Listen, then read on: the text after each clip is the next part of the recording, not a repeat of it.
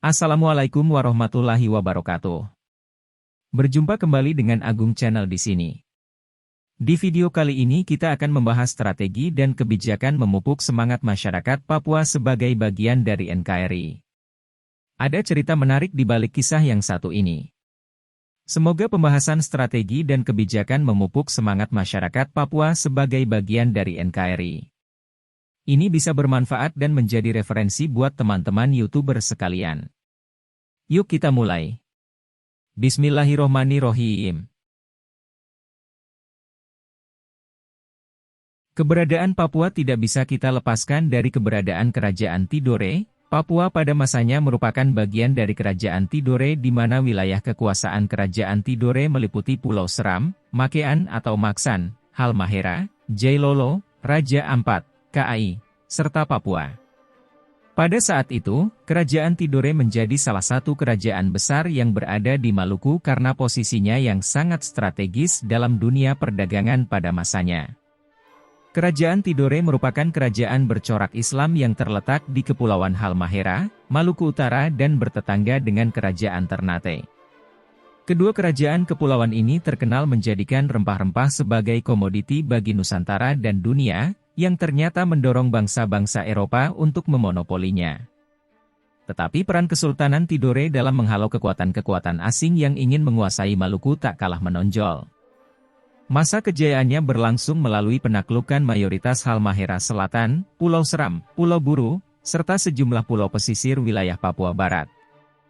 Menilik Kesultanan Ternate memiliki ketahanan politik, ekonomi, dan militer.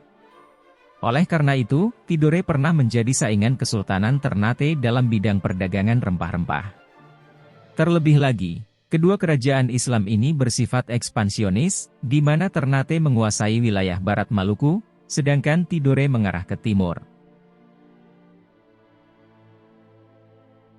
Sejak didirikan pada 1081 Masehi, letak kerajaan Tidore tercatat beberapa kali mengalami pemindahan ibu kota. Letak ibu kota yang terakhir adalah di Limau Timore, yang kemudian berganti nama menjadi Soasio hingga saat ini. Dalam berbagai sumber menyebutkan bahwa kerajaan Tidore tidak membiarkan Vereenik di Oostisce Compagnie, atau VOC menguasai wilayah mereka, karena tujuannya semata-mata memonopoli sumber daya alam Indonesia. Sebagai dua kerajaan yang bertetangga, Ternate dan Tidore pun saling memperebutkan hegemoni politik di dataran Maluku. Persaingan ini memicu pembentukan dua persekutuan dagang yang dipimpin oleh masing-masing kerajaan. Sehingga memunculkan istilah Uli Lima dan Uli Siwa. Pauli Lima atau Persekutan Lima Bersaudara. Kerajaan Ternate memimpin Uli Lima atau Persekutan Lima Bersaudara. Kelompok ini meliputi Ambon, Bacan, Obi, Seram, dan Ternate itu sendiri. Ternate mencapai titik aman keemasan dengan kekuasaan yang meluas hingga ke Filipina pada masa Sultan Baabullah, kemudian Uli Siwa, atau Persekutuan Sembilan Bersaudara. Kerajaan Tidore memimpin Persekutuan Uli Siwa, atau Persekutuan Sembilan Bersaudara. Daerah-daerah yang dipimpinnya meliputi Halmahera dan Jailolo hingga ke Papua. Kerajaan Tidore pun termasuk salah satu kerajaan Islam di Indonesia. Pada masa kejayaannya, yaitu sekitar abad ke-18, Kerajaan Tidore berhasil menguasai sebagian besar Pulau Halmahera, Pulau Buru, Pulau Seram, dan pulau-pulau di pesisir Papua bagian barat. Sejarah Kerajaan Tidore menurut tradisi sejarah, 4 kerajaan di Maluku Utara, termasuk Ternate dan Tidore memiliki akar yang sama. Raja pertama Tidore, Syahjati atau Muhammad Nakil yang naik tahta pada tahun 1081 Masehi adalah saudara masyhur Malamo, raja pertama kerajaan Ternate. Pada saat kerajaan dipimpin oleh Sultan Ciriliati memerintah pada tahun 1495 sampai tahun 1512 diketahui letak ibu kota diketahui berada di Gamtina. Pada masa pemerintahan Ciriliati pula, agama Islam masuk ke kerajaan Tidore dan dijadikan agama resmi dalam kerajaan. Ciriliati atau Sultan Jamaluddin bersedia masuk Islam berkat dakwah Syekh Mansur dari Arab. Hal ini kemudian memengaruhi aspek-aspek kehidupan masyarakatnya, baik dalam bidang politik, ekonomi, sosial, dan budaya. Pada masa ini, Maluku dikenal dengan pusat penghasil rempah-rempah perkembangan dan masa kejayaan sepeninggal Sultan Jamaluddin, Kesultanan Tidore dipimpin oleh Sultan Al-Mansur yang memimpin pada tahun 1512 sampai 1526 Masehi. Dengan wilayah di daerah kepulauan kerajaan ini merupakan tempat yang subur beserta hutan rimbanya. Hasil rempah-rempah dari tempat ini sangat terkenal, karena banyak menghasilkan cengkih, lada, pala, dan semacamnya. Rempah-rempah menjadi sangat umum dibutuhkan bangsa Eropa pada masa itu. Permintaan terhadap komoditi ini kian meningkat pada abad ke-12 Masehi.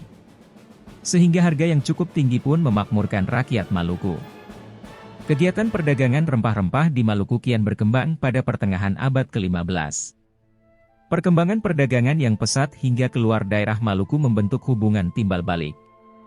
Banyak pedagang dari Jawa, Tanah Melayu, Arab, dan wilayah Cina mendatangi Maluku untuk membeli rempah-rempah. Sebagai pertukarannya, mereka membawa beras, gading, perak, tenunan, dan barang-barang lain. Hubungan ekonomi yang terjalin antara kerajaan-kerajaan di Maluku dengan para pedagang Jawa menjadi sangat erat. Walau demikian, masih ada mata pencaharian lain yang turut mendukung perekonomian masyarakat, yakni bidang perikanan. Melihat pundi-pundi yang melimpah ruah seperti di atas, maka bangsa asing seperti Belanda, Portugis, dan Spanyol mulai gelap mata. Kesultanan Tidore dipimpin oleh Sultan Al-Mansur, pengaruh asing mulai masuk ke Maluku Utara. Pada tahun 1521, Sultan Mansur menerima Spanyol sebagai sekutu untuk mengimbangi kekuatan Kesultanan Ternate, pesaingnya yang bersekutu dengan Portugis.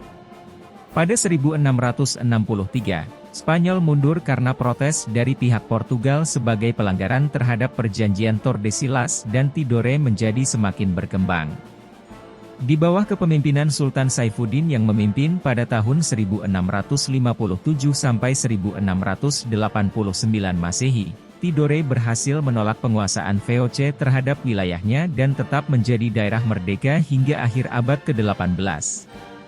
Kejayaan Kesultanan Tidore terjadi pada masa pemerintahan Sultan Saifuddin Muhammad, atau lebih dikenal dengan sebutan Sultan Nuku yang memimpin pada tahun 1797 sampai 1805 Masehi. Sultan Nuku bahkan dapat menyatukan Ternate dan Tidore untuk bersama-sama melawan Belanda yang dibantu Inggris. Di bawah kekuasaannya, kerajaan Tidore menjadi sangat besar dan disegani di seluruh kawasan itu, termasuk oleh kolonial Eropa. Pada masa pemerintahan Sultan Nuku, wilayah kekuasaan kerajaan Tidore dan Ternate meliputi Pulau Seram, Makean Emaksan, Halmahera, Jailolo, Raja Ampat, Kai, serta Papua. Di era kolonial, pemerintah Hindia Belanda memang menjadikan Papua sebagai salah satu tanah pengasingan. Sejumlah literatur sejarah mengungkapkan awal mula kolonialisme bangsa asing di Papua.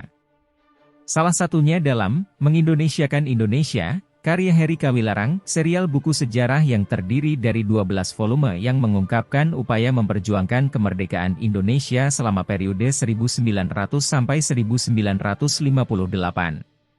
Dalam bukunya itu, Heri menjelaskan bahwa pelaut-pelaut Belanda yang bekerja untuk VOC sudah berlayar hingga pesisir Papua Barat di awal abad ke-17. Namun, baru di abad ke-19 Belanda memproklamirkan Papua sebagai bagian dari wilayahnya setelah mendapati wilayah itu termasuk kawasan pelayaran strategis dan kaya akan sumber daya alam. Sebelum kedatangan Belanda dan orang-orang Eropa lainnya, tulis buku itu, tanah Papua sudah dikenal oleh pelaut-pelaut Nusantara melalui pelayaran dan perdagangan. Para pelaut Bugis dan Makassar, di antaranya.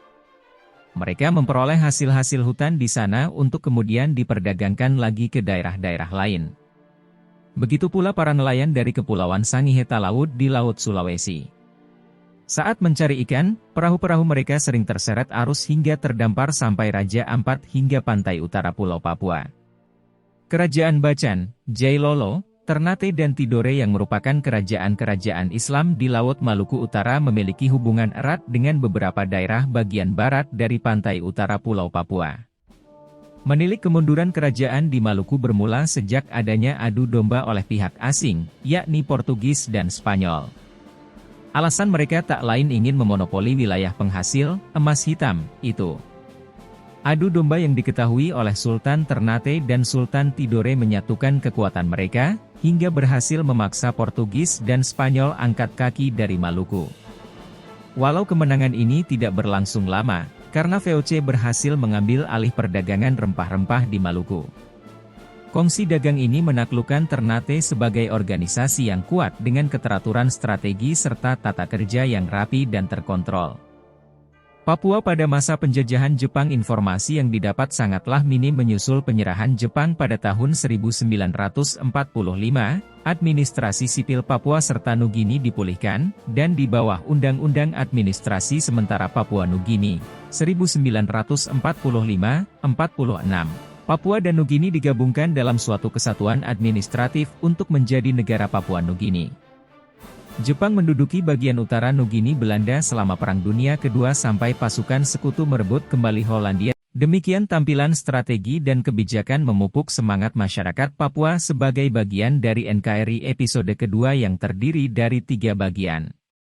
Kalau boleh usul agar lebih mengerti perihal tampilan ini sebaiknya berurut dari bagian pertama hingga bagian ketiga. Terima kasih atas perhatiannya. Semoga bermanfaat. Jangan lupa klik like, komen dan subscribe konten ini serta nyalakan loncengnya agar tidak ketinggalan info-info yang Agung Channel berikan selanjutnya. Sekian wabillahi taufik wal hidayah waridho wal inayah. Wassalamualaikum warahmatullahi wabarakatuh.